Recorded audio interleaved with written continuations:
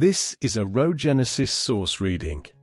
Public domain ancient and sacred texts read chapter by chapter as source material for later motif mapping and interpretation. Today's reading is of chapter 6, the Book of Genesis, Young's literal translation, Robert Young, 1862. And it cometh to pass that mankind have begun to multiply on the face of the ground, and daughters have been born to them, and sons of God see the daughters of men that they fair, and they take to themselves women of all whom they have chosen. And Jehovah saith, My spirit doth not strive in man, to the age, in their earring they flesh, and his days have been 120 years. The fallen ones were in the earth in those days, and even afterwards, when sons of God come in unto daughters of men, and they have borne to them, they, the heroes, who, from of old, the men of name. And Jehovah seeth that abundant, the wickedness of man in the earth, and every imagination of the thoughts of his heart, only evil all the day. And Jehovah repenteth that he hath made man in the earth, and he grieveth himself unto his heart. And Jehovah saith, I wipe away man, whom I have prepared from off the face of the ground, from man unto beast, unto creeping thing, and unto fowl of the heavens, for I have repented that I have made them. And Noah found grace in the eyes of Jehovah. These births of Noah. Noah a righteous man. Perfect he hath been among his generations. With God hath Noah walked habitually. And Noah begetteth 3 sons, Shem, Ham, and Japheth. And the earth is corrupt before God, and the earth is filled violence. And God seeth the earth, and lo, it hath been corrupted, for all flesh hath corrupted its way on the earth.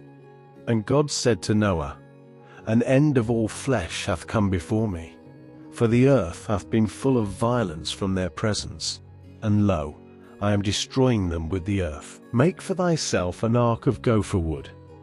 Rooms dost thou make with the ark, and thou hast covered it within and without with cypress. And this that which thou dost with it, 300 cubits the length of the ark, 50 cubits its breadth, and 30 cubits its height. A window dost thou make for the ark, and unto a cubit thou dost restrain it from above. And the opening of the ark thou dost put in its side. Lower, second, and third dost thou make it. And I am bringing in the deluge of waters on the earth, to destroy all flesh, in which a living spirit from under the heavens. All that in the earth doth expire. And I have established my covenant with thee. And thou hast come in unto the ark, thou and thy sons and thy wife, and thy sons' wives with thee. And of all that liveth, of all flesh, 2 of every vein, thou dost bring in unto the ark, to keep alive with thee. Male and female are they, of the fowl after its kind, and of the cattle after their kind, of every creeping thing of the ground after its kind. 2 of every, they come in unto thee, to keep alive.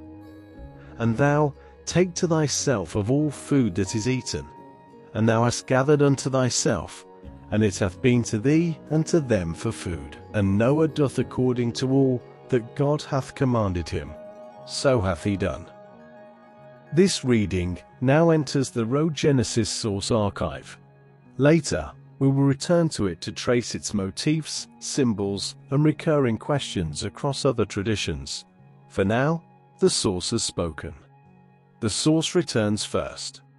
Meaning follows. Thank you for listening. If something in this reading stayed with you, a motif, a symbol, or a question, feel free to share it in the comments. And if this reading resonated, leaving a like helps signal what is worth continuing to explore. If you're interested in public domain ancient and sacred texts, you can subscribe to follow future readings, released chapter by chapter.